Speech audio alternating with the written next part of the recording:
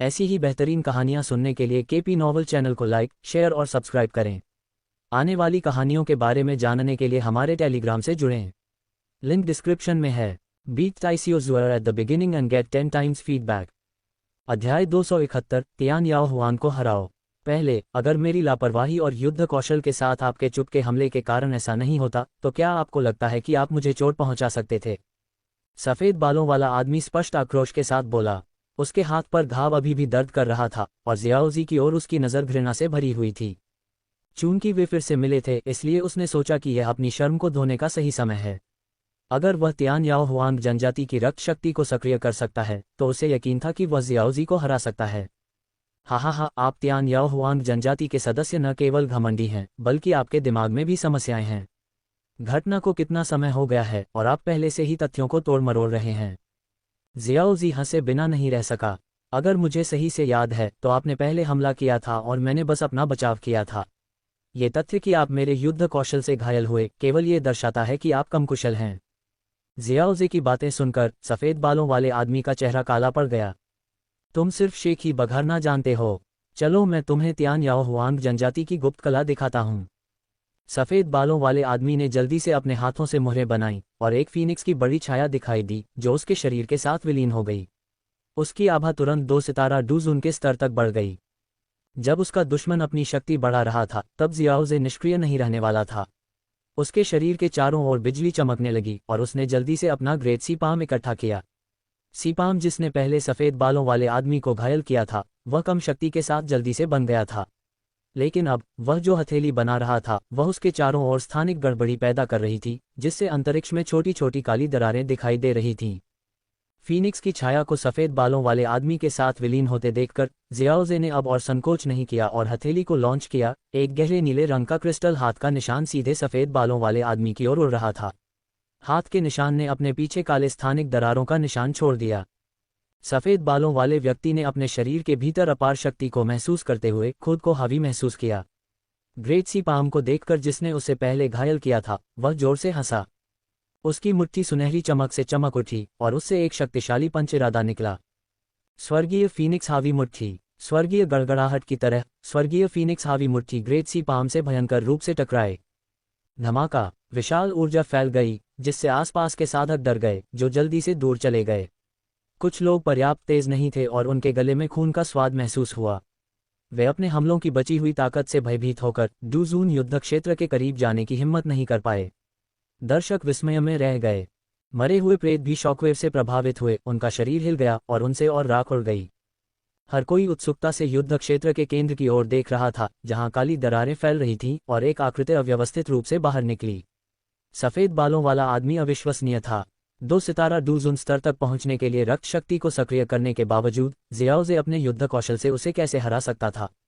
जियाओजे ने समय बर्बाद नहीं किया।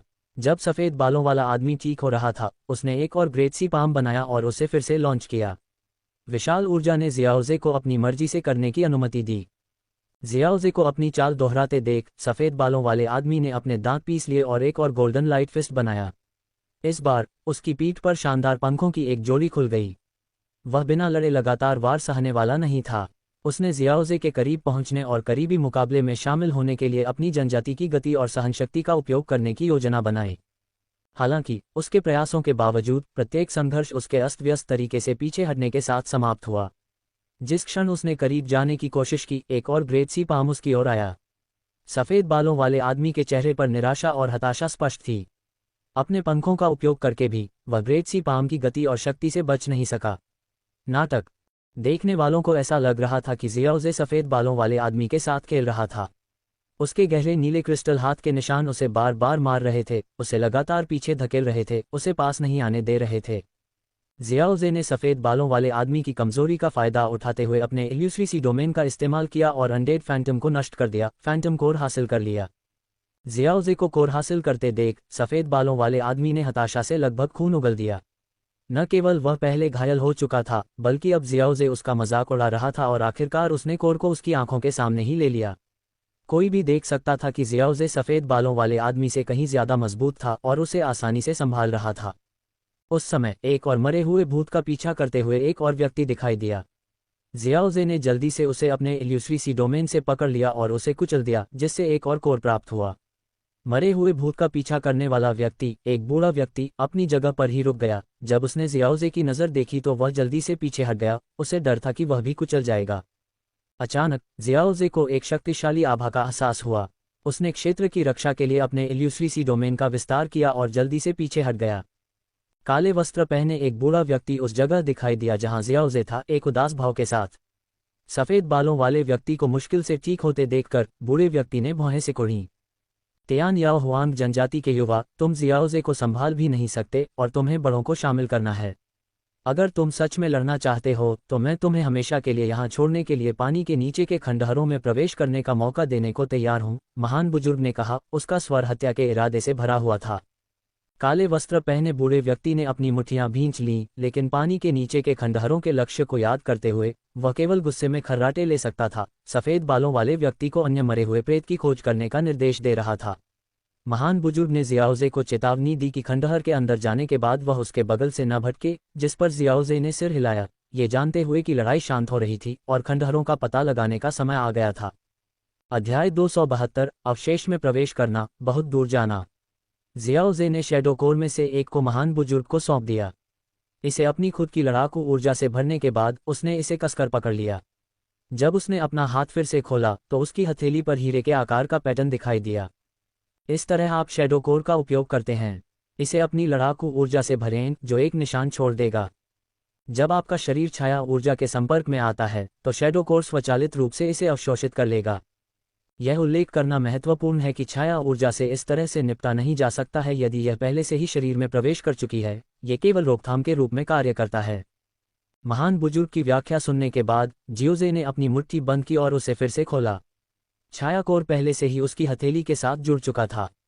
उसके नियंत्रण में आदिम वृक्ष ने स्वचालित रूप से उसकी हथेली में जुड़े छाया कोर को अवशोषित नहीं किया। जियोजे ने अपने स्वयं के साधनों से छाया ऊर्जा को बेअसर करने की भी कोशिश की थी। युद्ध ऊर्जा के साथ इसका मुकाबला करने के अलावा आदिम वृक्ष और सम्राट की आग काफी प्रभावी थे। क्योंकि छाया ऊर्जा एक अजीबोगरीब ऊर्जा है, इसलिए आपदा बल इसे पूरी तरह से बेअसर नहीं कर सकता। जियोजे ने छाया के समुद्र पर नजर डाली। 100 से अधिक छायाएं पहले ही दूसरों द्वारा ली जा चुकी थीं। भले ही छायाएं छाया ऊर्जा में लिपटी हुई थीं, लेकिन उन्हें बड़ी संख्या में साधकों का सामना करना पड़ा। कई भेड़ियों और थोड़े से मांस के साथ एक छाया पर दर्जनों साधक हमला कर सकते थे। इस लड़ाई ने भी बड़ी मात्रा में छाया ऊर्जा को फैलाया, जिससे हवा साफ हो गई। हालांकि जियाओजी ने देखा कि इस ऊर्जा का अधिकांश हिस्सा पूरी तरह से गायब नहीं हुआ, बल्कि धीरे धीरे नीचे उतरकर छाया के समुद्र में वापस आ गया। पानी के नीचे का बड़ा भंवर अभी भी मौजूद था। भंवर क्षेत्र साफ था, छाया के पूरे समुद्र में अलग दिख रहा था। ऐसा लग रहा था कि एक अजीब शक्ति पानी के नीचे के भंवर से छाया ऊर्जा को तितर बितर कर रही थी। छाया ऊर्जा के फिर से छाया के समुद्र में विलीन होने और दृश्य साफ होने के बाद अधिक लोगों ने इस स्थिति को देखा। पानी के नीचे के भंवर के माध्यम से प्राचीन अवशेषों में प्रवेश करने में छाया ऊर्जा का आक्रमण शामिल नहीं था। जो लोग शैडो कोर नहीं पा सके, उन्होंने अपने निर्णय पर पुनर्विचार करना शुरू कर दिया। वे छाया के समुद्र में प्रवेश करने और छाया ऊर्जा द्वारा आक्रमण किए जाने का जोखिम नहीं उठाना चाहते थे। हालांकि उन्हें नई उम्मीद मिली। पानी के नीचे का बड़ा भंवर अवशेषों तक सुरक्षित रास्ता प्रदान करता हुआ प्रतीत हुआ। थोड़ी देर प्रतीक्षा करने और ये देखने के बाद कि कोई और छाया ऊर्जा नहीं उभरी है, भीड़ पानी के नीचे के भंवर की ओर दौड़ पड़ी। जियाओजे और महान एल्डर ने हवा से देखा, ये देखते हुए कि कैसे साधक मीटबॉल की तरह भंवर में डूब गए। मुझे एक अजीब सा एहसास हो रहा है, जियाओजे ने दृश्य को देखते हुए बड़बड़ाया। क्या आपका मतलब है कि अवशेषों में प्रवेश करना बहुत आसान लगता है? महान एल्डर ने सोच समझकर कहा। महान एल्डर, क्या आपको भी ऐसा ही लगता है? हाँ, महान एल्डर ने अपनी थोड़ी धुंधली आंखों से अधीर भीड़ को देखा। ऐसा लगता है कि अवशेष साधकों के प्रवेश के लिए उत्सुक हैं। क्या ये हो सकता है कि अवशेषों में कुछ परेशानी वाली बात हो? हमारे शोध के अनुसार ये बरकरार मुहरों वाला एक प्राचीन अवशेष प्रतीत होता है। इस पर पहले आक्रमण नहीं किया जाना चाहिए था। महान बुजुर्ग ने एक पल के लिए सोचा और ये देखकर कि अन्य महान शक्तियां भी भंवर की ओर बढ़ रही थीं, अपना सिर हिलाया। हालांकि स्थिति असामान्य लगती है, हमारे पास छाया कोर हैं। बिना किसी सुरक्षा के उन लोगों की तुलना में हमारे पास छाया ऊर्जा के खिलाफ एक फायदा है। दूसरे शब्दों में, उन्हें अभी भी अवशेषों का पता लगाना था।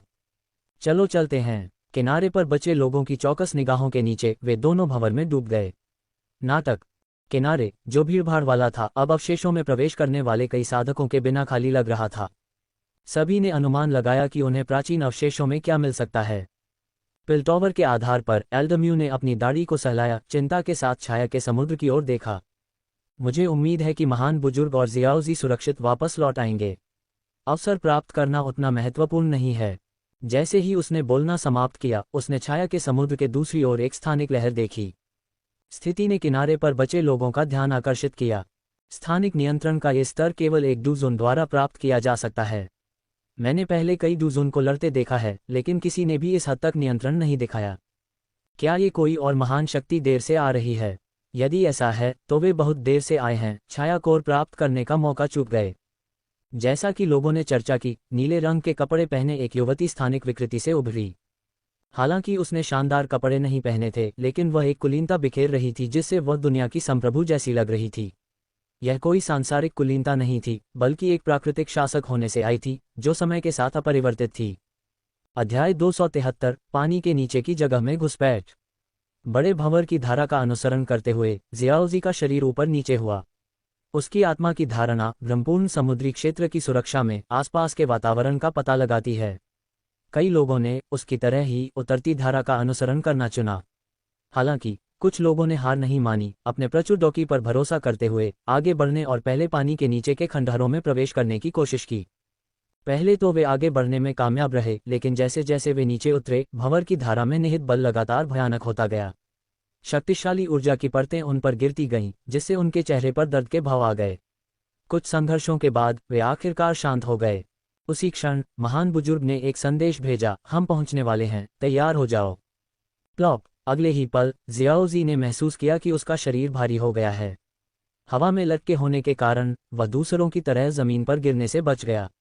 महान भंवर के नीचे की ओर जाने पर वे लोग पहले से ही चक्कर खा रहे थे। अचानक हुए इस परिवर्तन ने उनके लिए प्रतिक्रिया करना मुश्किल बना दिया। जियाओजे ने पानी के नीचे के परिदृश्य को देखा। केवल महान भंवर के क्षेत्र में ही साफ पानी था, बाकी पूरी तरह से अंधकार में था। महान पानी के नीचे के भंवर के तल पर एक टूटी हुई स्थानिक सील थी। स्थानिक सील के टूटने से ऊर्जा का रिसाव हुआ, जिससे यह महान पानी के नीचे का भंवर बना। एक बार स्थानिक सील के भीतर की ऊर्जा समाप्त हो जाने पर पानी के नीचे की गहराई तक जाने वाला ये सुरक्षित रास्ता भी पूरी तरह से गायब हो जाएगा। अन्य लोगों ने भी इस समस्या को महसूस किया और दूरी पर स्थित भव्य महल की ओर तेजी से बढ़े। स्थानिक सील के अंदर कई विशाल महल थे, जैसे कि एक छोटी पानी के नीचे की दुनिया। समुद्र के तल पर इतना विशाल स्थान खोलना, ये किसी डूशेंग का काम होना चाहिए, महान बुजुर्ग ने जियाओजे के पास पहुंचते हुए कहा। कोई डूशेंग पाताल सागर की गहराई में इस तरह का स्थान क्यों खोलेगा? जियोजे का सवाल सुनकर महान बुजुर्ग ने अपना सिर हिलाया। इसका उत्तर केवल इन पानी के नीचे के खंडहरों में ही मिल सकता है। दोनों दूर स्थित विशाल महलों की ओर बढ़े। महलों के सामने पहुंचने पर जियोजे ने क्षेत्र को स्कैन करने के लिए अपनी आत्मा की धारणा का उपयोग किया। महान बुजुर्ग ने जियोजे की हरकत को देखा और प्रतीक्षा की। थोड़ी देर बाद जियोजे ने धीरे से अपनी आंखें खोलीं और महान बुजुर्ग ने उसे जिज्ञासा से देखा। हमारे सामने के महल पहले से ही उन ताकतों द्वारा लूटे जा चुके हैं, और हालांकि वे बहुत बड़े हैं, मैंने बहुत सारे चमत्कार नहीं देखे हैं। जियोजे ने अपनी तरफ एक दिशा की ओर इशारा करते हुए कहा, वह दिशा वह होनी चाहिए जहां मुख्य महल स्थित है। महान बुजुर्ग ने सिर हिलाया। इन महलों में शायद कुछ भी मूल्यवान नहीं है, असली अवसर मुख्य महल में है। वे सीधे मुख्य महल की ओर बढ़े, पाया कि रास्ता पहले से ही लूटा हुआ था और लोग पागलों की तरह खोज रहे थे। कुछ लोगों ने डॉकी तकनीकें खोज लीं और बहुत खुश हुए, लेकिन दूसरों ने उन पर हमला कर दिया और लड़ाई शुरू कर दी। जियोजे ने प्रमुख बलों के सदस्यों का भी पता लगाया। हालांकि वहां कोई डूजोन मौजूद नहीं था, जो दर्शाता है कि वे पहले ही मुख्य महल की ओर बढ़ चुके थे। नाटक। ये स्थान विशाल है, डेन दुनिया से बहुत बड़ा है, जियोजे ने टिप्पणी की। अब जब स्थानिक सील टूट रही है तो नेदरवर्ल्ड सागर से पानी रिस रहा है, और अंततः ये स्थान नेदरवर्ल्ड का घोंसला बन सकता है। जैसे ही जियोजे ने बोलना समाप्त किया, दूर के एक महल से एक तीखी चीख निकली। महान बुजुर्ग के साथ एक नज़र का आदान प्रदान करते हुए दोनों ध्वनि की उत्पत्ति की ओर तेजी से बढ़े। एक जोरदार ऊर्जा संघर्ष के साथ महल ढह गया। जियोजे को आश्चर्य हुआ, बर्बाद महल से कठपुतलियों की विशेषता वाली राख निकल रही थी। एक कर्कश गर्जना के साथ मलबे से काली राख में लिपटी एक कठपुतली निकली। चमकती लाल आंखों वाली एक कठपुतली ने सीधे जियोजे और महान बुजुर्ग को देखा। क्या किसी कठपुतली ने सील के टूटने का फायदा उठाकर यहां प्रवेश किया? नहीं, यहां कठपुतली की ऊर्जा इतनी सघन नहीं है कि उन्हें आकर्षित कर सके। जब वे बातचीत कर रहे थे, कठपुतली पहले ही उनके सामने आ चुकी थी। जियाओजे ने अपने भ्रमपूर्ण समुद्री क्षेत्र से उसे जल्दी से कुचल दिया। तैरती राख को देखते हुए जियाओजे ने हीरे के आकार का एक क्रिस्टल धीरे धीरे घूमता हुआ देखा और उसे अपनी ओर खींचा। उसने एक खाली अंगूठी निकाली और उसमें कठपुतली की ऊर्जा से भरी कोर को रख दिया। शरीर में केवल एक कठपुतली कोर को ही रखा जा सकता है, अन्यथा दो कोर एक दूसरे पर हमला करेंगे, जिससे महत्वपूर्ण आंतरिक क्षति होगी। कुछ ठीक नहीं है, महान बुजुर्ग ने दूरी में बढ़ती लड़ाइयों को देखते हुए कहा। वे साधकों के बीच संघर्ष नहीं थे, इसके बजाय हवा काली राख और कठपुतली ऊर्जा से भरी हुई थी, जिसने सभी को चिंतित कर दिया। क्या ये स्थान पहले से ही कठपुतलियों द्वारा घुसपैठ कर लिया गया है? हैरान इस निष्कर्ष पर पहुंचकर वे मुख्य महल की ओर तेजी से बढ़े। यदि यह पहले से ही घुसपैठ कर चुका था, तो उन्हें इसे पूरी तरह से कब्जे में लेने से पहले किसी भी अवसर को खोजने के लिए जल्दी करने की आवश्यकता थी। रास्ते में कई कठपुतलियों ने उन पर हमला किया, लेकिन जियाओजे ने उन्हें जल्दी से खत्म कर दिया।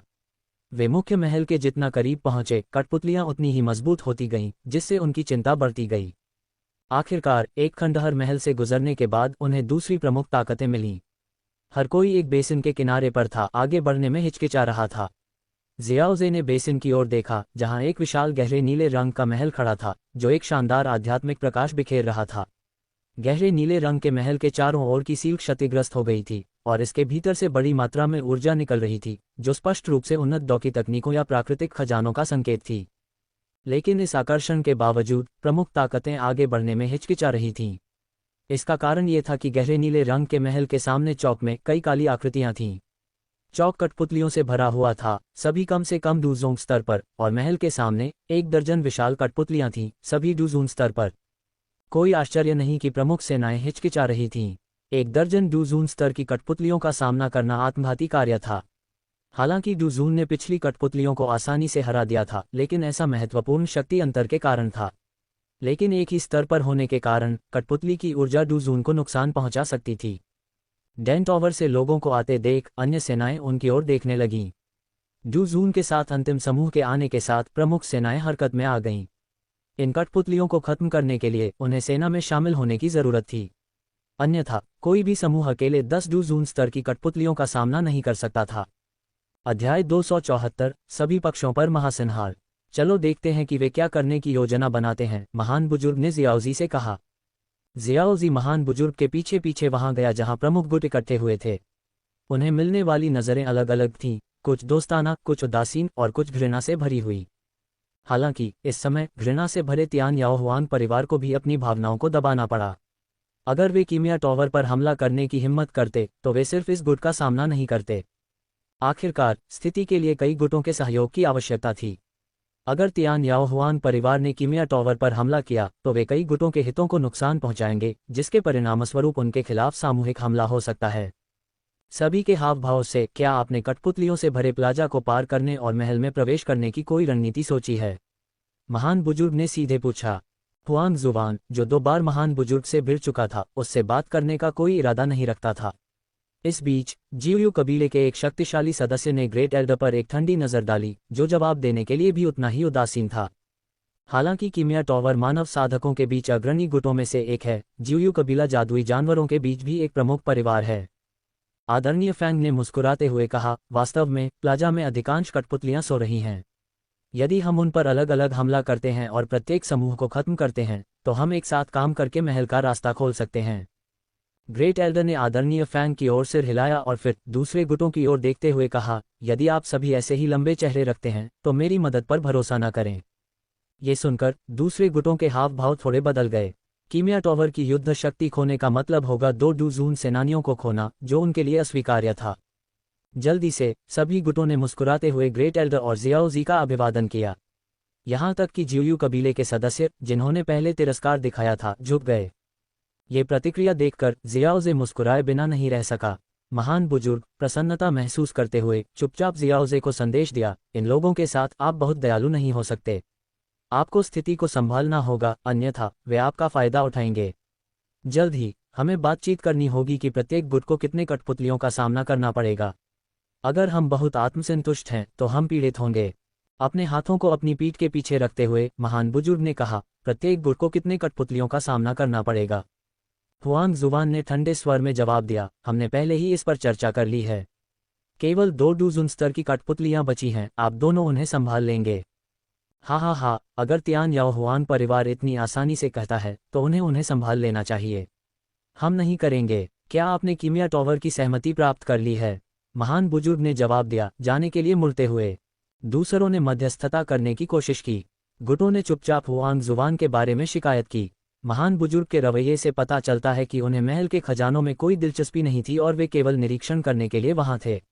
अगर कीमिया टॉवर वापस चला जाता तो तियान याओ हुआन परिवार को अकेले ही डूज़न स्तर की कठपुतलियों से निपटना पड़ता।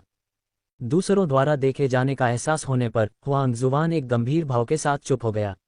अंत में दूसरों के बीच बचाव करने के बाद महान बुजुर्ग सहमत हो गया। तो चलो समय बर्बाद नहीं करते, चलो शुरू करते हैं, महान बुजुर्ग ने कहा और अन्य गुट सहमत हो गए। गुटों ने पहले ही कठपुतलियों को नियुक्त कर दिया था जिनका वे सामना करेंगे।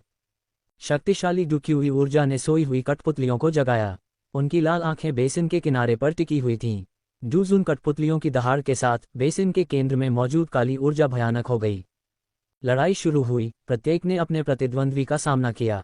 जियाओ जे ने जानवरों जैसी विशेषताओं वाली बड़ी कठपुतलियों का सामना किया। डूज़ोंग स्तर की लड़ाई की ऊर्जा विनाशकारी थी, यहाँ तक कि डूज़ोंग स्तर की कठपुतलियों को भी प्रभावित करती थी, जो विरोध नहीं कर सकते थे। जियाओ जे ने डार्क एनर्जी को बेअसर करने के लिए अपने इल्यूसरी सी डोमेन का इस्तेमाल किया और ग्रेट पाम ऑफ द सी से हमला किया। वह इस दुश्मन से नज़दीकी से नहीं लड़ना चाहता था और अपनी दूरी बनाए रखना पसंद करता था। जियाओ जे लड़ते हुए पीछे हट गया, बेसिन से दूर चला गया। दूसरे डूज़ुन समझ गए, क्योंकि वे भी कठपुतलियों के साथ नज़दीकी लड़ाई नहीं चाहते थे। सफ़ेद बालों वाला डूज़ुन, जो पहले जियाओ जे से लड़ चुका था, जियाओ जे की असली ताकत को अच्छी तरह से जानते हुए सूंघ गया। उसने मान लिया कि जियाओ जे सिर्फ दिखावा कर रहा था। बेसिन से दूर जियाओ जे ने अपने हाथ की मुहरें बदल दीं। पहाड़ खोलने की छाप, समुद्र को पलटने की छाप, जमीन को ढकने की छाप। एक विशाल और शक्तिशाली ऊर्जा एक क्रिस्टल जैसे हाथ में केंद्रित थी, जिसमें अंतरिक्ष को चीरने की पर्याप्त शक्ति थी। खतरे को भांपते हुए कठपुतली ने जियोजे पर हमला किया, जिसने मुस्कुराते हुए क्रिस्टल हाथ को आगे बढ़ाया। कठपुतली एक पल में नष्ट हो गई, केवल उसका काला कोर बचा, जिसे जियोजे ने इकट्ठा किया और कीमिया में इसके संभावित उपयोग को देखा। बेसिन में लड़ाई को देखते हुए जियोजे वापस लौटा और डूज़ोंग स्तर की कठपुतलियों को खत्म करना शुरू कर दिया, उनके कोर इकट्ठा किए, जबकि अन्य लोग विस्मय में देख रहे थे। हालांकि स्तर में बहुत अंतर था, लेकिन वे विश्वास नहीं कर सकते थे कि यह उसके लिए इतना आसान लग रहा था। अध्याय 275 निरोध और बाधाएं। जियोजे ने पर्याप्त कठपुतली कोर एकत्र किए थे और हमला करना बंद कर दिया था। वह महान बुजुर्ग की तरफ लौट आया, धैर्यपूर्वक अराजक लड़ाई के खत्म होने का इंतजार कर रहा था। जियोजे के लौटने से पहले महान बुजुर्ग ने अपनी कठपुतली को खत्म कर दिया था। शुरू में वह जियोजे की जांच करना चाहता था, लेकिन जैसे ही विचार आया, जियोजे पहले से ही वापस आ गया था, विनाश बो रहा था और उन लोगों को अपनी शक्ति का प्रदर्शन कर रहा था जो उसकी ताकत पर संदेह करते थे। जियाओ जे, अचानक से आपको कठपुतली कोर में इतनी दिलचस्पी क्यों हो गई? महान बुजुर्ग ने पूछा, जियाओ जे की पिछली हरकतों को देखते हुए।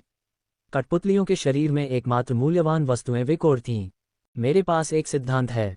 मैं देखना चाहता हूं कि क्या मैं कठपुतली कोर को मुख्य सामग्री के रूप में उपयोग करके एक नई गोली विकसित कर सकता हूं, जियाओ जे ने संक्षेप में उत्तर दिया, जिससे महान बुजुर्ग की आंखें चमक उठीं। नाटक। कठपुतली कोर को आधार के रूप में उपयोग करना, स्वर्ग और पृथ्वी से विभिन्न ऊर्जाओं को शामिल करना, अन्य सभी प्रभावों को त्यागना और केवल अधिकतम विनाशकारी शक्ति पर ध्यान केंद्रित करना। ये कुछ हद तक उस दिव्य गोली के समान है जिसका आपने पहले उल्लेख किया था, महान बुजुर्ग ने टिप्पणी की। बिल्कुल, प्रेरणा दिव्य गोली से मिली। हालांकि दिव्य गोली की सामग्री हिंसा की ओर प्रवृत्त होती है। इस बार मैं स्वर्ग और पृथ्वी से विभिन्न ऊर्जाओं को मिलाने की कोशिश करना चाहता हूं, जियाओ जे ने समझाया। महान बुजुर्ग ने सिर हिलाया। पपेट कोर को आधार के रूप में उपयोग करने से निश्चित रूप से यह हासिल किया जा सकता है, क्योंकि पपेट कोर विभिन्न विशेषताओं की ऊर्जा को पूरी तरह से अवशोषित कर सकते हैं। जैसा कि दोनों ने चर्चा की, विभिन्न गुटों के बीच अराजक लड़ाई भी अपने अंत के करीब थी। दांता के विपरीत, जिसमें केवल 2 डूज़ुन्स मौजूद थे, अन्य गुट हताहतों से बच नहीं सके। जियोजे ने देखा कि अकेले डज़ुन्स में से एक का चेहरा पीला था, जो स्पष्ट रूप से थका हुआ था। आखिरकार कठपुतलियों में डज़ुन की ताकत का स्तर था। पूर्ण शक्ति अंतर के बिना समान स्तर के प्रतिद्वंद्वी को हराने में बहुत अधिक ऊर्जा की खपत होगी। अन्य गुटों के डज़ुन सब पहले की तरह बरकरार नहीं थे और उन्होंने जियोजे और दंता के महान बुजुर्ग को देखा, जो ताज़ा और बिना किसी चोट के थे। मंदिर के खजाने के लिए आगामी संघर्ष में लाभ स्पष्ट रूप से दंता का था। लेकिन वे शिकायत नहीं कर सकते थे क्योंकि उन्होंने दंता के महान बुजुर्ग से दजुन स्तर की कठपुतलियों का सामना करने की विनती की थी, अन्यथा वे चले गए होते। इसके अतिरिक्त डजुन स्तर की कठपुतलियों को हराने के बाद जियोजे ने डजोंग स्तर की कठपुतलियों से निपटा। विनाश का वह दृश्य अभी भी कुछ लोगों में भय पैदा करता है। हालांकि महान बुजुर्ग ने स्तर में जियोजे को पीछे छोड़ दिया, लेकिन जियोजे का प्रदर्शन इतना उत्कृष्ट था कि अब दोनों से डर लगने लगा था। जियोजे की हरकतों ने प्रमुख गुटों को डरा दिया था। महान बुजुर्ग ने जियोजे को चेतावनी दी, जब हम मुख्य मंदिर में प्रवेश करते हैं तो सावधान रहें। दंता एक प्रमुख गुट है और वह दुश्मनों को आकर्षित करता है। यदि वे कर सकते हैं तो वे आप पर हमला करने और दंता से एक प्रतिभा को खत्म करने में संकोच नहीं करेंगे। जियोजे ने सिर हिलाया, अपनी सावधानी बढ़ाते हुए। हालांकि अपने वर्तमान साधना स्तर के साथ वह जोंगजोऊ में प्रमुख गुटों के नेताओं का सामना करने से नहीं डरता था। इसके अलावा उसके पास दंता का समर्थन था जो उसकी सुरक्षा सुनिश्चित करता था। इसके तुरंत बाद नीले मंदिर के सामने की काली ऊर्जा बिखरने लगी। डूजुन स्तर की कठपुतलियों के अवशेष प्रमुख गुटों के लिए तुरंत आगे बढ़ने के लिए बहुत भयानक थे, लेकिन अकेले डूजुन के पास मंदिर में प्रवेश करने की क्षमता थी। हालांकि प्रमुख गुट उन्हें जाने नहीं देंगे। महान बुजुर्ग और जियोजे को कोई जल्दी नहीं थी। हालांकि उन्होंने डूजुन स्तर की कठपुतलियों को हरा दिया था, लेकिन उन्हें नहीं पता था कि नीले मंदिर में क्या खतरे हैं। दूसरों को पहले जोखिम का परीक्षण करने देना बेहतर था। जैसे ही डार्क एनर्जी बिखरी, एक अकेला डूजुन खुद को रोक नहीं सका और मंदिर के दरवाजे के पास पहुंच गया। उसने एक ऊर्जा हमला किया जो एक बहरा करने वाली ध्वनि के साथ दरवाजे से टकराया। हालांकि सभी को आश्चर्य हुआ कि उसका हमला दरवाजा नहीं तोड़ सका। कुछ लोगों को डूजुन की ताकत पर संदेह था, लेकिन जियाओजी और महान बुजुर्ग ने नजरें बदली और कहा, इस मंदिर में एक अजीबोगरीब तंत्र है जो पूरे ढांचे को जोड़ता है, इसकी सुरक्षा को मजबूत करता है। यह शायद एक विशेष संरचना है, इसे तोड़े बिना अकेले क्रूर बल के साथ प्रवेश करना मुश्किल है। उन्होंने जारी रखा क्योंकि अकेले डूजुन ने ध्यान केंद्रित किया और एक और शक्तिशाली हमला किया, जिससे दरवाजे पर चमकीले रंग दिखाई दिए जिसने उसके हमले को खत्म कर दिया। काले वस्त्र पहने एक बुजुर्ग व्यक्ति प्रकट हुआ और कहा, मुझे कोशिश करने दो। वह हुआंगक्वान मंडप का स्वामी था, एक शक्तिशाली डूजुन। हालांकि अकेला डूजुन नाराज था, लेकिन वह हुआंगक्वान मास्टर की ताकत का मुकाबला नहीं कर सका और पीछे हट गया। हुआंगक्वान मास्टर ने अपनी तकनीक भ्रष्ट शव भुजा शुरू की, एक काली और दुर्गंधयुक्त ऊर्जा जो दरवाजे से टकराई, लेकिन अवरोध को तोड़े बिना केवल रून को मंद करने में कामयाब रही। भीड़ चकित होकर समझ गई कि मंदिर की सुरक्षा बहुत मजबूत थी, यहाँ तक कि जोंगजोऊ के एक शक्तिशाली नेता हुआंगक्वान मास्टर के हमलों का भी विरोध कर रही थी।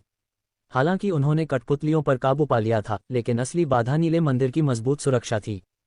अध्याय 276 डूजुन स्तर की सरणी का अधिग्रहण। ये देखकर कि आदरणीय हुआंगक्वान भी अपनी युद्ध तकनीकों से सुरक्षात्मक सरणी को नहीं तोड़ सकता, प्रमुख गुटों के चेहरे थोड़े बदल गए। ऐसा लगता है कि यह सुरक्षात्मक सरणी वास्तव में कुछ रहस्य रखती है।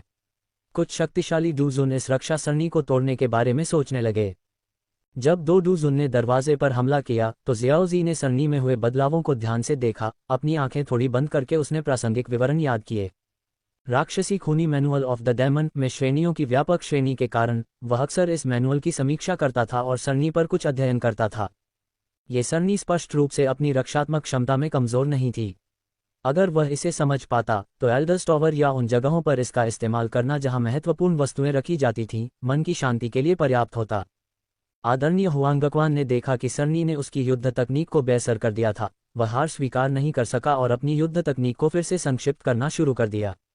मुझे विश्वास नहीं होता कि एक प्राचीन सरणी अभी भी मुझे रोक सकती है। इस बार आदरणीय हुआंगक्वान पूरी तरह से काली ऊर्जा से आच्छादित था। उसका पहले से ही पीला चेहरा इस ऊर्जा की रोशनी में स्याही की तरह काला पड़ गया, लगभग कठपुतली के रंग से मेल खाता हुआ। ये देखकर कि आदरणीय हुआंगक्वान हार नहीं मान रहे थे, जियाओजी ने फिर से ध्यान केंद्रित किया, सुरक्षात्मक सरणी को पूरी तरह से समझने के लिए इस अवसर का उपयोग करने का दृढ़ संकल्प किया।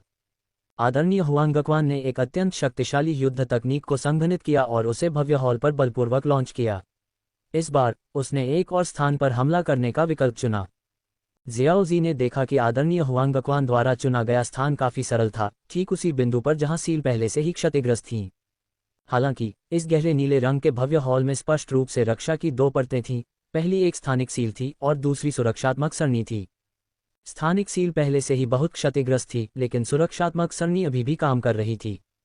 इसके अलावा सुरक्षात्मक सरणी ने प्रवेश द्वार को अवरुद्ध कर दिया, लेकिन गहरे नीले रंग के हॉल के अंदर की ऊर्जा को बाहर निकलने दिया।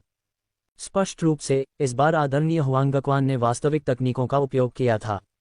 पिछले 2 बार की तुलना में इस बार सुरक्षात्मक सरणी ने रून की झिलमिलाहट की उच्च आवृत्ति दिखाई। जियोजे ने अपनी गहरी आत्मा की धारणा के साथ एक रून को असामान्य रूप से टिमटिमाते हुए देखा।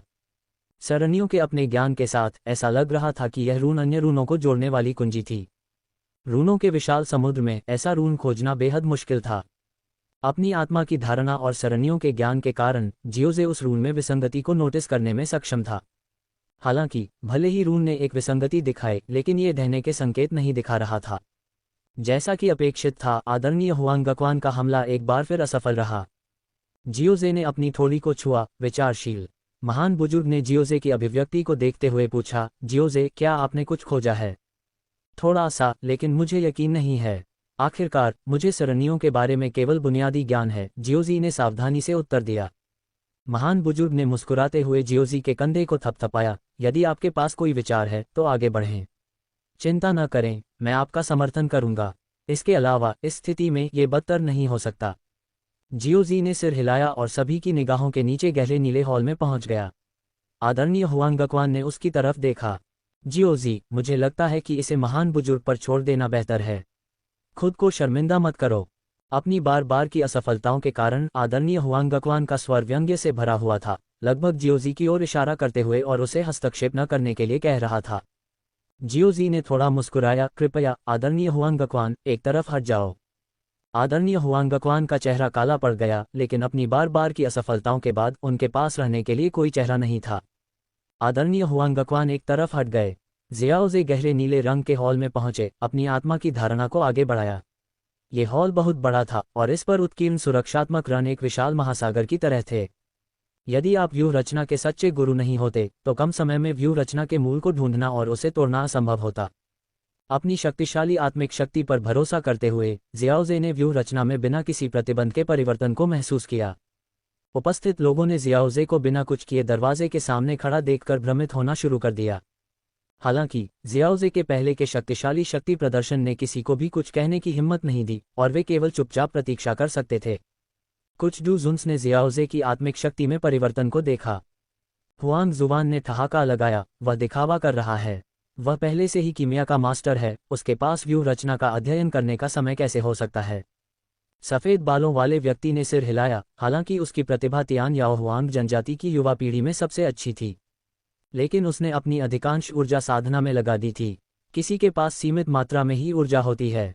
ये तथ्य कि जियाओजे एक कीमिया मास्टर था और उसके पास प्रभावशाली युद्ध शक्ति थी, उसके लिए पहले से ही अविश्वसनीय था।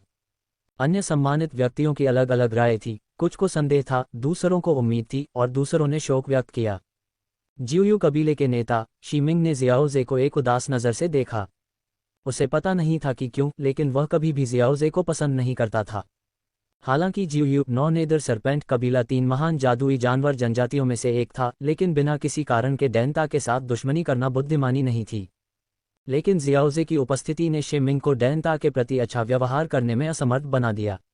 यही कारण है कि उसने कभी भी डैनता के महान बुजुर्ग के साथ बातचीत नहीं की थी। सभी की निगाहों के नीचे जियाओजे ने आखिरकार असामान्य रून को पा लिया। रून लगातार अपनी स्थिति बदलता रहा, जिससे उसे इसे खोजने में कुछ समय लगा। नाटक।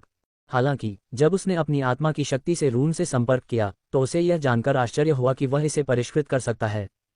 उस समय जियाओजे ने इसे परिष्कृत करने और केवल महान बुजुर्ग और खुद को हॉल में प्रवेश करने की अनुमति देने के बारे में सोचा, लेकिन इस पर विचार करने के बाद उसने उस आकर्षक विचार को त्याग दिया। हालांकि प्रमुख गुटों को बाहर रोक दिया गया था, लेकिन ऐसा केवल इसलिए था क्योंकि असली मजबूत लोगों ने अभी तक हस्तक्षेप नहीं किया था। हुआंग जुवान, एक 5 सितारा डूजुन और जियुयू 9 नेदर सरपेंट कबीले के नेता जैसे लोग बेहद शक्तिशाली थे। अगर वे एकजुट होते तो वे इस सुरक्षात्मक सरणी को तोड़ सकते थे। इस तरह का व्यवहार आसानी से सभी को डैनता पर हमला करने के लिए उकसाएगा। इसके अलावा अगर वह वास्तव में इस सरणी को परिष्कृत कर सकता है और इसे अपने साथ ले जा सकता है तो वह एक बेहद शक्तिशाली सुरक्षात्मक सरणी प्राप्त करेगा। ये सोचकर जियाओजे ने उस रून पर अपनी आत्मा की छाप छोड़ी। आदरणीय हुआंग गक्वान ने अधीर होकर कहा, जियाओजे, अगर आप ऐसा नहीं कर सकते तो बेहतर है कि महान बुजुर्ग को कोशिश करने दें। जैसे ही आदरणीय हुआंग गक्वान ने बोलना समाप्त किया, जियाओजी ने अपनी दाहिनी हथेली आगे बढ़ाई और एक रून धीरे से उसकी हथेली की ओर तैरता हुआ आया। रून को अपने हाथ में लेते ही एक श्रृंखलाबद्ध प्रतिक्रिया शुरू हो गई। भव्य हॉल को कवर करने वाले सभी रून उस ओर दौड़ पड़े जैसे निगल अपने घोंसले में लौट रहे हों। अनगिनत रंगीन रून एक रून की ओर बह रहे थे, जिससे एक ऐसा दृश्य बना जिसे देखकर हर कोई दंग रह गया। ऐसा दृश्य कुछ ऐसा था जिसे उन्होंने पहले कभी नहीं देखा था। अध्याय 277 हर कोई भागता है। यह विशाल नीला हॉल कई 100 मीटर ऊंचा है और बहुत सारे रूनों से ढका हुआ है। अगर ऐसा नहीं होता तो जियाओजे ने इसे विशाल और अंतहीन नहीं बताया होता। इस प्रकार भले ही ये रून जियाओजे की हथेली में केंद्रीय रून की ओर बहने वाली एक धारा में बदल गए, फिर भी इसमें कुछ समय लगा। महान बुजुर्ग जियाओजे के बगल में दिखाई दिए और उनकी उपस्थिति ने कुछ असहज नजरों को शांत कर दिया। ये दृश्य देखकर जो लोग बहुत शक्तिशाली नहीं थे, वे भी जानते थे कि जियाओजे ने निश्चित रूप से सुरक्षात्मक रूनों का ये सेट प्राप्त किया है। ये याद करते हुए कि सुरक्षात्मक रूनों का ये सेट डूजून के हमलों का भी विरोध कर सकता है, वे ईर्ष्या और लालच महसूस करने से खुद को रोक नहीं पाए। बहुत रुचि के समय वे आपकी स्थिति की परवाह नहीं करेंगे। अगर मौका दिया जाए तो वे निश्चित रूप से कार्य करेंगे। दुर्भाग्य से महान बुजुर्ग की उपस्थिति ने उनके सभी विचारों को बुझा दिया। थोड़ी देर बाद रून एक धारा की तरह आखिरकार शांत हो गए। जब आखिरी हल्का नीला रून जुड़ गया तो जियोजे ने उसे अपने हाथ में थाम लिया। इसके भीतर की अत्यधिक ऊर्जा को महसूस करते हुए जियोजे के चेहरे पर एक संतुष्ट मुस्कान दिखाई दी। इस केंद्रीय रून को परिष्कृत करने के बाद जियोजे को एहसास हुआ कि सुरक्षात्मक रूनों का ये सेट पूरा नहीं था। अगर वह इसे पूरा कर सकता है तो यह उच्च स्तरीय डूजून का भी सामना कर सकता है। अंत में यह समय की मार थी जिसने इसे खराब कर दिया था। हालांकि वर्तमान परिणाम ने भी जियोजे को संतुष्ट कर दिया, क्योंकि उसे डूजून के हमलों का विरोध करने में सक्षम सुरक्षात्मक रूनों का एक सेट मिला था। जियोजे ने अपनी ओर निर्देशित ईर्ष्यालु नजरों को देखा और बस उदासीनता से मुस्कुराया। उसके अलावा यहाँ कोई और शायद सुरक्षात्मक रूनों के इस सेट को परिष्कृत नहीं कर सकता था। आखिरकार वह केंद्रीय रून लगातार रूनों के विशाल समुद्र के बीच अपनी स्थिति बदलता रहता है।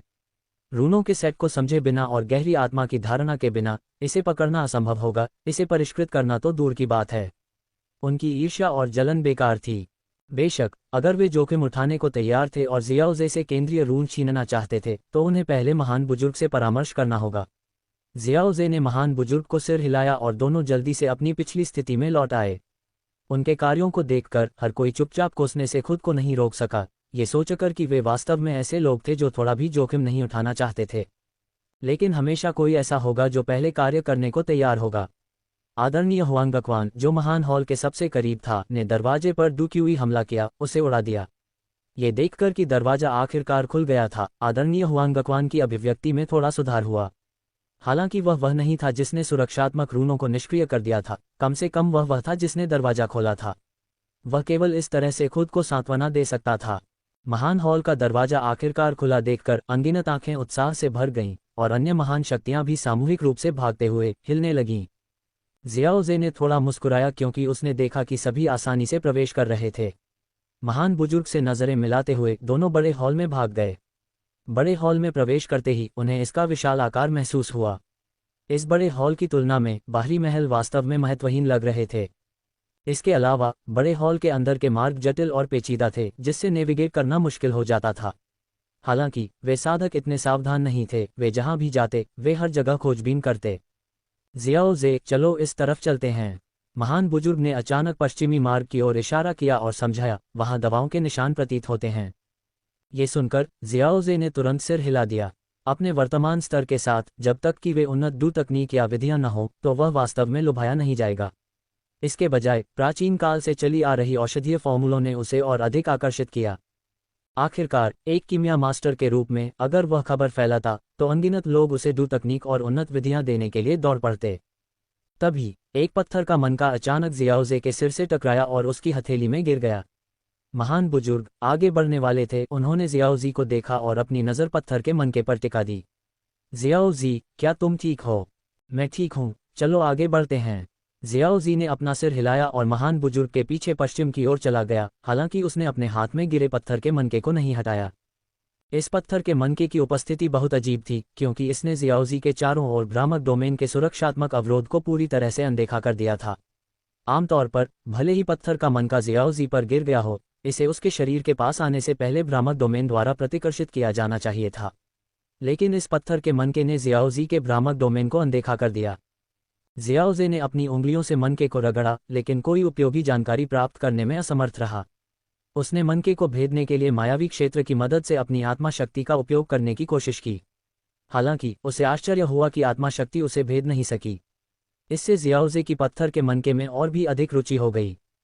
रास्ते में जियाओजे ने मनके की जांच करने में अपने दिमाग का एक हिस्सा लगाया। जैसे जैसे वे आगे बढ़े, जियाओजे को एक हल्की औषधीय सुगंध महसूस होने लगी। कुछ ही देर बाद जियाओजे ने एक शिवालय देखा और उसके सामने चौक में कई लोग खड़े थे। जब उन्होंने जियाओजे को देखा तो वे स्पष्ट रूप से उत्साहित हो गए। सभी ने एक तरफ कदम बढ़ाया, जिससे जियाओजे और महान बुजुर्ग आगे बढ़ गए। जियाओजे ने उनकी ओर देखा और वे सभी चापलूसी से मुस्कुराए। आपको मेरी इस तरह से चापलूसी करने की जरूरत नहीं है। इस शिवालय पर रून सुरक्षात्मक नहीं हैं, बल्कि चयनात्मक हैं। आप अपनी क्षमताओं के अनुसार जितना ऊपर चढ़ सकते हैं। उस समय भीड़ में से किसी ने विरोध किया, तो फिर हम पहले क्यों नहीं जा सके? ऐसा नहीं हो सकता कि यह पगोडा केवल डूजुन्स को ही जाने देता हो, है ना? ऐसा इसलिए है क्योंकि आपने अभी तक चयन को सक्रिय नहीं किया है। जियाओजे ने अपना सिर हिलाया और ऊर्जा की एक किरण छोड़ी, जिससे पगोडा में एक चमकदार रोशनी निकली। ये देखकर महान बुजुर्ग ने भी स्वीकृति में थोड़ा सिर हिलाया। उसने उम्मीद नहीं की थी कि जियाओजे के साथ प्राचीन खंडहरों की इस यात्रा पर उसका अपना अनुभव उतना उपयोगी नहीं होगा और वे जियाओजे पर इतना निर्भर होंगे। पगोडा को सक्रिय होते देख सभी उत्साहित हो गए, लेकिन किसी ने पहले प्रवेश करने की हिम्मत नहीं की।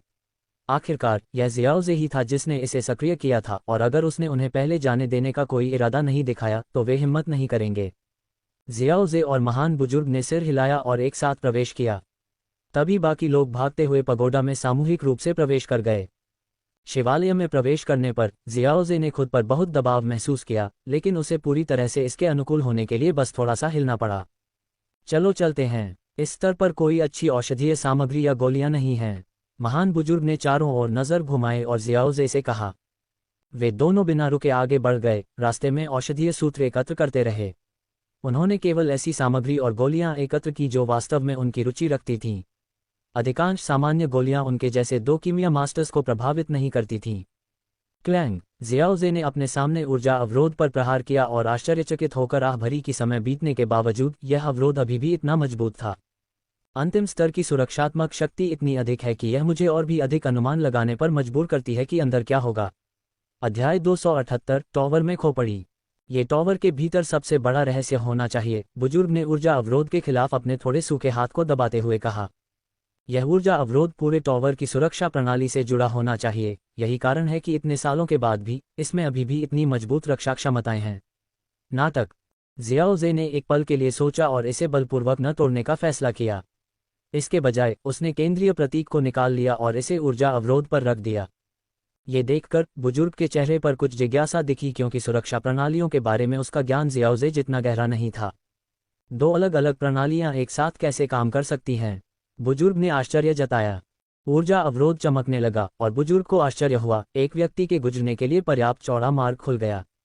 आपने ऐसा कैसे किया? क्या ये दो अलग अलग प्रणालियां नहीं हैं? बुजुर्ग ने उत्सुकता से पूछा। जियाओजे ने प्रशंसा भरी नज़र से देखा। बड़े, वास्तव में मुख्य हॉल और टॉवर की सुरक्षा प्रणाली एक ही व्यक्ति द्वारा बनाई गई थी। टॉवर की प्रणाली केंद्रीय प्रतीक को पहचान सकती है। जब तक मैं इसे पकड़ता हूं, मैं स्वतंत्र रूप से प्रवेश कर सकता हूं। अगर इस महल में सभी सुरक्षा प्रणालियां एक ही व्यक्ति द्वारा बनाई गई हैं, तो यह अविश्वसनीय है। सुरक्षा प्रणालियों को डिजाइन करने में इस व्यक्ति का कौशल उन्हें कम से कम सुरक्षा प्रणालियों की कला का मास्टर बनाता है। ये सुनकर बुजुर्ग ने भी गंभीर भाव दिखाया। प्राचीन काल में कई कौशल चमकते थे, लेकिन युद्ध सम्राटों के गायब होने के साथ ही वे सभी कम होने लगे। अब सुरक्षा प्रणालियों की कला के एक मास्टर की विरासत को देखना वास्तव में प्रभावशाली था। दोनों ने अपनी आध्यात्मिक शक्तियों का उपयोग करके अंदर के वातावरण को महसूस किया और प्रवेश करने से पहले ये सुनिश्चित किया कि कोई खतरा न हो। अंदर जाने के बाद जियोजी ने रुकावटों से बचने के लिए मार्ग को बंद नहीं किया। टॉवर का ऊपरी स्तर बहुत बड़ा नहीं था, जिसमें कुछ अलमारियां थीं जहां ऊर्जा फीकी थी और धूल से ढकी हुई थी। इन अलमारियों के केंद्र में एक पत्थर का मंच था। पत्थर के मंच पर कोई मूल्यवान खजाना नहीं था, बल्कि एक सड़ चुका कंकाल था। चलो खजाने को खोजने में जल्दबाजी न करें, पहले सभी छिपे हुए खतरों को खत्म करें और फिर शांति से खोज करें, बुजुर्ग ने पत्थर के मंच पर कंकाल पर अपनी नजर टिकाते हुए कहा। अमृत और औषधीय जड़ी बूटियों के भंडारण के लिए समर्पित एक टॉवर में शीर्ष स्तर पर एक कंकाल को खोजना काफी असामान्य लग रहा था। जियाओजे ने सिर हिलाया। अपनी आध्यात्मिक शक्ति से उसने पाया कि कंकाल एक साधारण मानव साधक के अवशेषों की तरह साधारण लग रहा था। लेकिन टॉवर के शीर्ष स्तर तक पहुंचना एक साधारण साधक के लिए संभव नहीं होगा। टॉवर का चयन कार्य ही सभी साधारण साधकों को दूर रखने के लिए पर्याप्त था। टॉवर पर जितना ऊंचा चढ़ता है, दबाव उतना ही अधिक होता है। बाद में डू जोंग स्तर के साधकों को भी काफी दबाव महसूस होगा, और ये दबाव केवल एक चयन प्रणाली की अवशिष्ट शक्ति थी जो लंबे समय तक जीवित रही थी। यदि प्रणाली पूरी होती तो डू जोंग स्तर के साधक भी इसका सामना नहीं कर पाते। कुछ अजीब हो रहा होगा, जियाओजे और बुजुर्ग ने कंकाल की जांच करते हुए सोचा। अचानक जियाओजे ने आश्चर्य से कहा, बुजुर्ग, क्या आपने देखा है कि हालांकि कंकाल सूखा लगता है, लेकिन इसके पूरे शरीर में कोई दरार नहीं है। बुजुर्ग ने भी इस अवलोकन पर आश्चर्य व्यक्त किया। असामान्य चीजें हमेशा सावधानी पैदा करती हैं।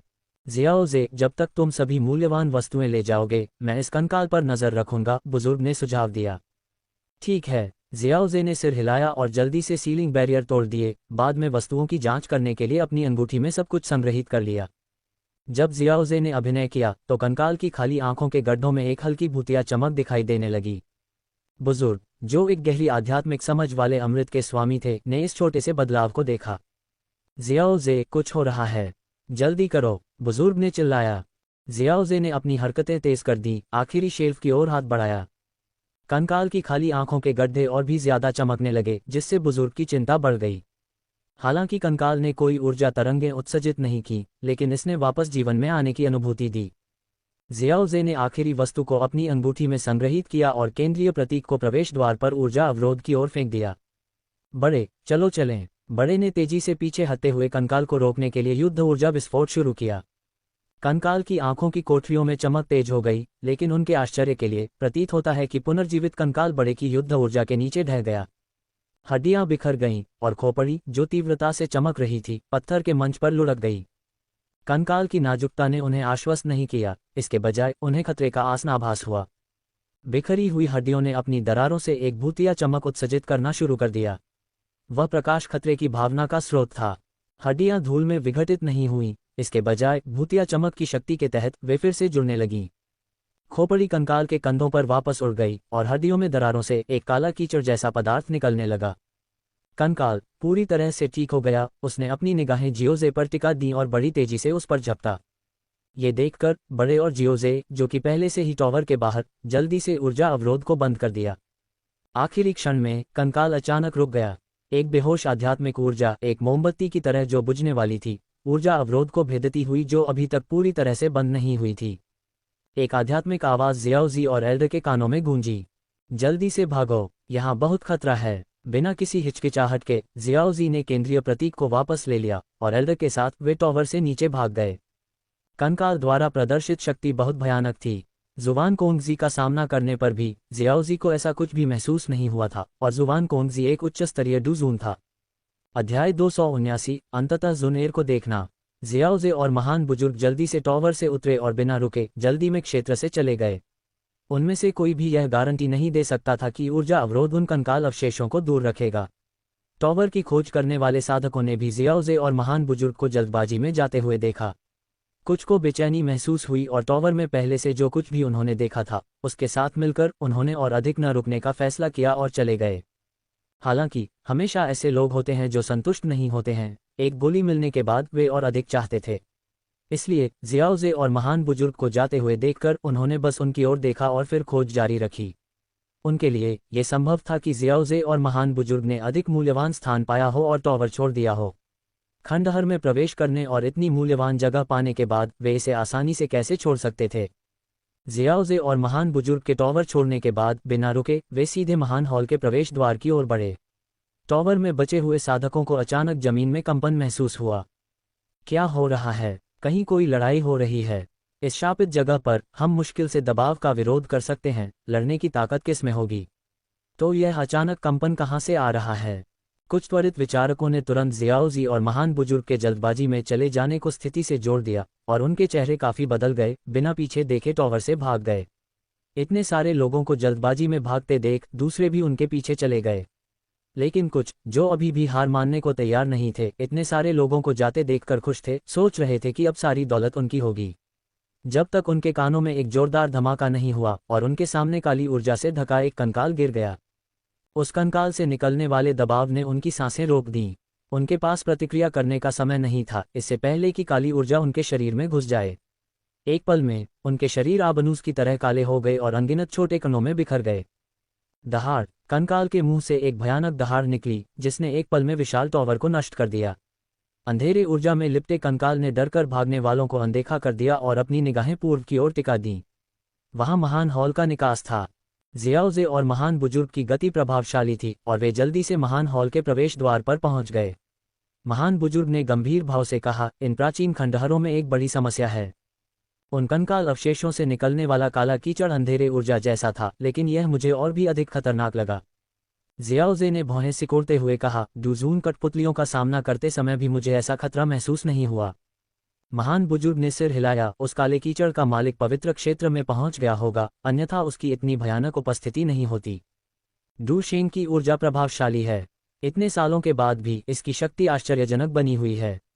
डू शेंग वास्तव में इस दुनिया में एक सर्वोच्च अस्तित्व है। जियाओजे अभी भी भयभीत ने कहा, लेकिन ऊर्जा अवरोध को सील करने से पहले क्या कंकाल अवशेषों के प्राचीन स्वामी की आत्मा ऊर्जा हमें चेतावनी दे रही थी?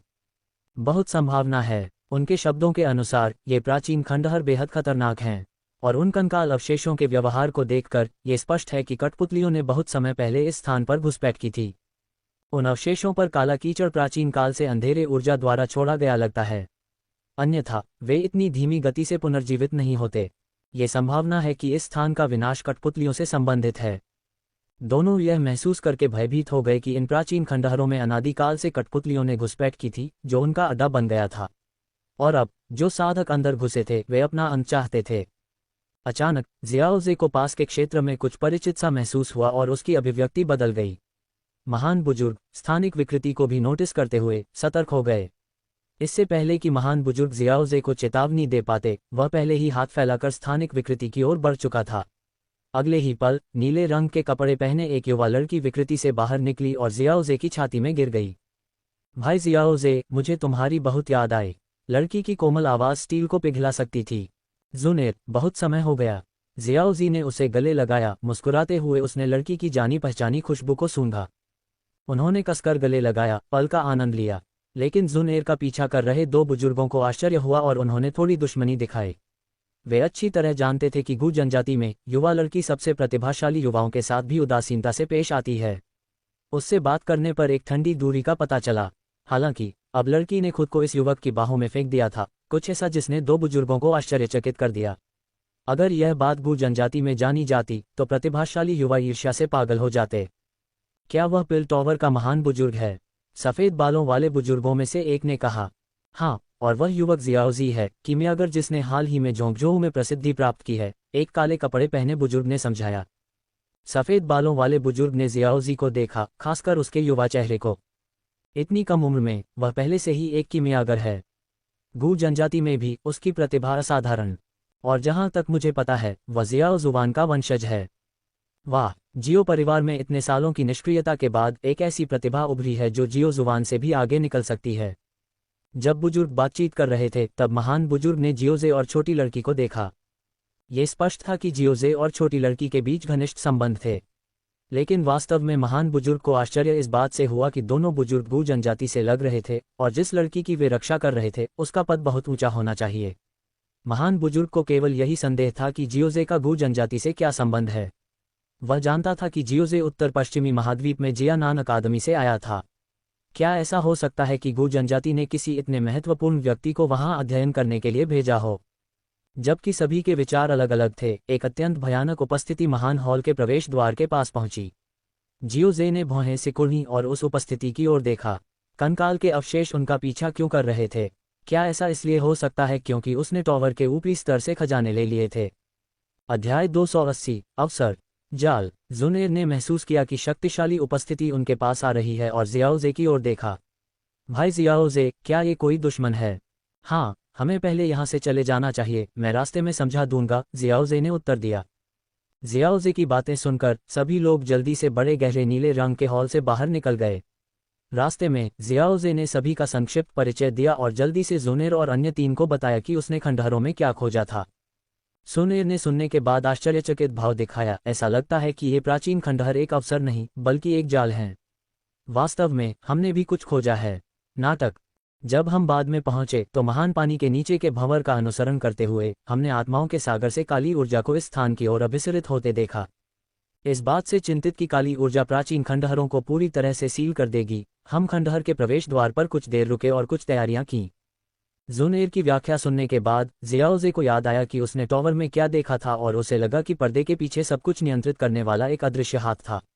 प्राचीन खंडहरों के लाभों के प्रलोभन का उपयोग करते हुए इसने कई साधकों को आकर्षित किया और फिर खंडहरों में भूतिया दासों का उपयोग करके उन सभी को मार डाला। लेकिन इस छिपे हुए हाथ की हरकतों के पीछे क्या कारण था? जियोजे को लगा कि वह इस घटना के महत्वपूर्ण बिंदु को समझ नहीं पाया, शायद इसलिए कि वह क्षेत्र के केंद्र तक नहीं पहुंचा था। उनके पास आने वाली उपस्थिति मजबूत होती गई। हालांकि वे पांचों तेजी से आगे बढ़े और शुरू में उपस्थिति से कुछ दूरी बनाए रखी, लेकिन उन कंकाल अवशेषों की शक्ति एक शक्तिशाली प्राचीन डूशेंग से आई थी। जुनेर निकट आती उपस्थिति को महसूस करते हुए अपने समर्थन में अपने आत्मविश्वास के कारण डरी हुई नहीं दिखी। क्या होगा अगर हम रुकें और उन कंकाल अवशेषों का सामना करने की कोशिश करें? आखिरकार उनमें जो ताकत है वह डूशेंग का अवशेष मात्र है, उनकी अपनी ताकत नहीं, और ये लंबे समय तक नहीं रहेगी। जुनेर ने अचानक कहा, सबसे महत्वपूर्ण बात यह है कि खंडहर में वर्तमान स्थिति बहुत खतरनाक है। हम नहीं जानते कि महान हॉल में और क्या खतरे छिपे हैं। इसे जल्दी से हल करना और प्राचीन खंडहरों से बाहर निकलना बेहतर है।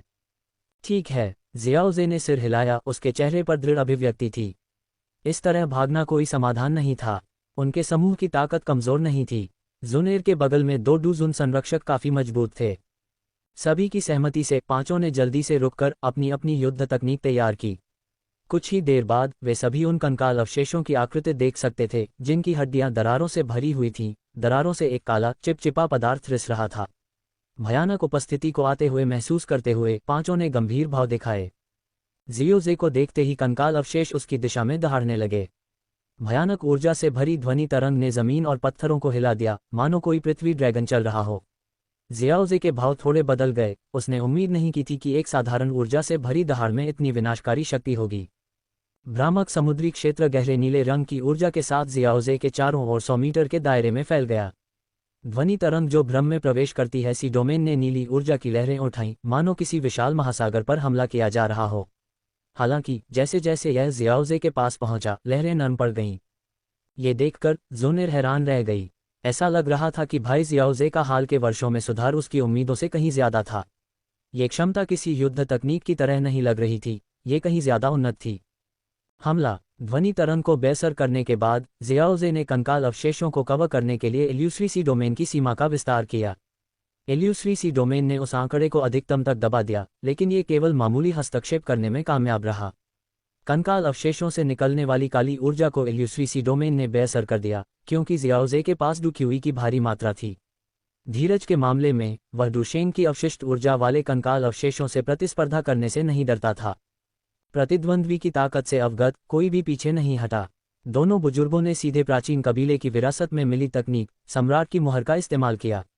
जुनेर ने अपने हाथों में एक सुनहरी लौ को केंद्रित किया, जिसकी गर्मी इतनी तीव्र थी कि अंतरिक्ष भी विकृत हो गया। महान बुजुर्ग ने एक हरे रंग की रोशनी उत्पन्न की जो शून्य को भेदती हुई कंकाल अवशेषों की ओर बढ़ रही थी। हरे रंग की रोशनी का सामना करते हुए कंकाल अवशेषों ने कोई डर नहीं दिखाया। उन्होंने अपनी मुट्ठियां भींच लीं, जो काले पदार्थ से ढकी हुई थीं, एक काली मुट्ठी बना रही थीं। मुट्ठी ने हरे रंग की रोशनी को प्रभावित किया, जिसने कंकाल अवशेषों को कई कदम पीछे धकेल दिया, जिससे उनके हाथों पर कुछ काला पदार्थ फैल गया। कंकाल अवशेषों से और अधिक काली ऊर्जा निकली, लेकिन इसे जियोजी के भ्रामक समुद्री क्षेत्र द्वारा पूरी तरह से बेअसर कर दिया गया।